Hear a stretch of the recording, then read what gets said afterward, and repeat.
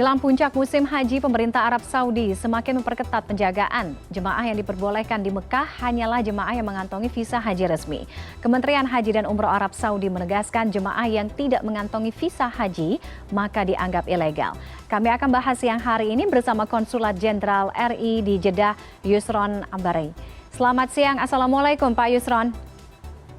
Waalaikumsalam warahmatullahi wabarakatuh. Baik, ini yang harus dipahami oleh masyarakat Indonesia, khususnya calon jemaah haji, baik yang menunaikan ibadah haji tahun ini maupun di tahun yang akan datang. Dasar pelarangan ini, nomenklatur haji dalam tanda petik, haji backpacker ini apa Pak Yusron?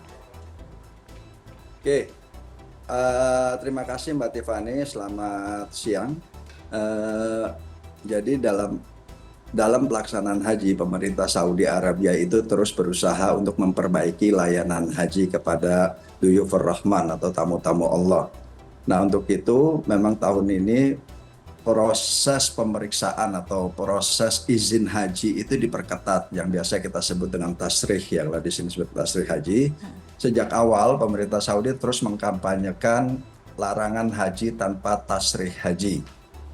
Seperti misalkan di setiap sholat Jumat, baik itu di masjid-masjid umum maupun di Masjidil Haram, di Masjid Nabawi, disampaikan bahwasanya dilarang haji tanpa menggunakan tasrih. Bahkan ulama-ulama senior Saudi juga sudah mengeluarkan pernyataan bahwasanya haji tanpa tasrih hukumnya berdosa. Kemudian Menteri Haji Saudi juga sudah menyebutkan barang siapa yang berhaji tanpa menggunakan tasrih, itu hajinya tidak sah. Nah, hal ini dapat kita pahami karena memang penanganan jemaah haji itu jumlahnya ya sangat besar, sehingga pemerintah Saudi itu dalam persiapannya harus memahami berapa banyak jumlah jemaah yang harus mereka urus. Jadi kalau tasrih itulah salah satu alat yang bisa untuk mendeteksi jumlah jamaah keseluruhan.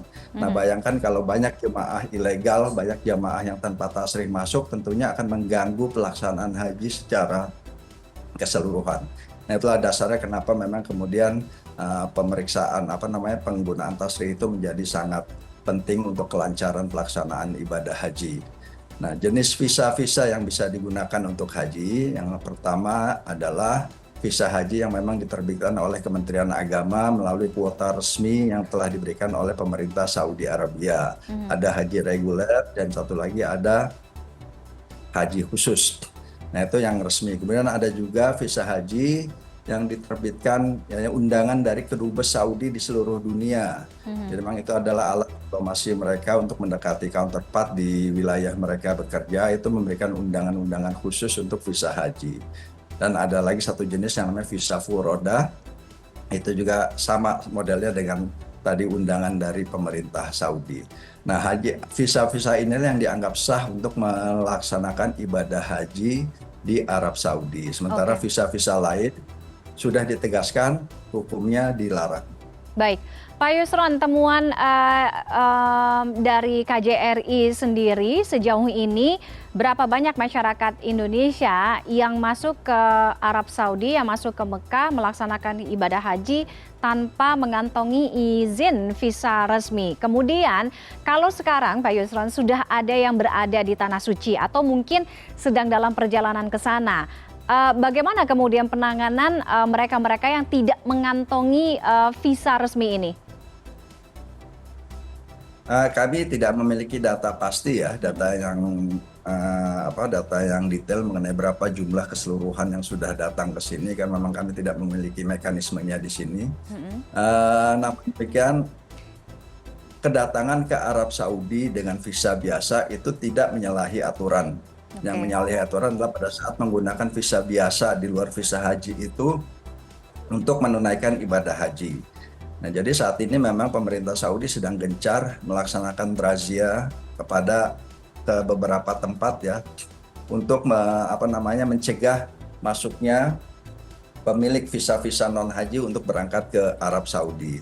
Sebagaimana dapat kami sampaikan juga bahwa saat ini di perbatasan Mekah itu sudah ada pengetatan masuk ke dalam Mekah. Semua orang baik itu bagi kami bahkan para diplomat pun, kalangan diplomat di korps diplomat di Jeddah, jika ingin masuk Mekah mereka harus daftar, harus izin dan harus memiliki tasrih untuk masuk Mekah. Ini bukan untuk berhaji ya. Jadi untuk masuk kota Mekah pun kami akan diperiksa satu persatu. Oke.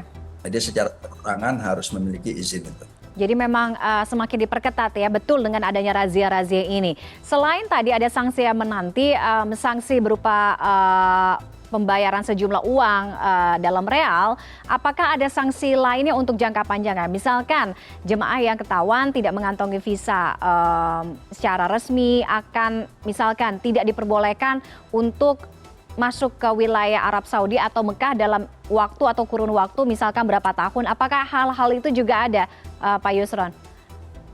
Ketentuan imigrasi bagi siapapun yang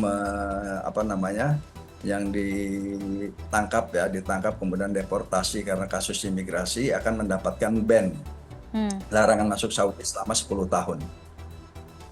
Oke, 10 tahun ya. Baik, Ya. Pak Yusron, dengan adanya fenomena haji backpacker, kemudian kita tahu juga ada umroh backpacker. Nah, bagaimana kemudian KJRI melihat dan bisa memberikan edukasi kepada masyarakat terkait dengan hal ini? Kalau untuk umroh, koreksi kalau saya salah, umroh menggunakan visa wisata sebenarnya itu juga diperbolehkan. Tapi kita fokus pada hajinya saja, sehingga ini yang bisa menjadi catatan bagi para calon jemaah haji yang akan berangkat di tahun-tahun ke depan.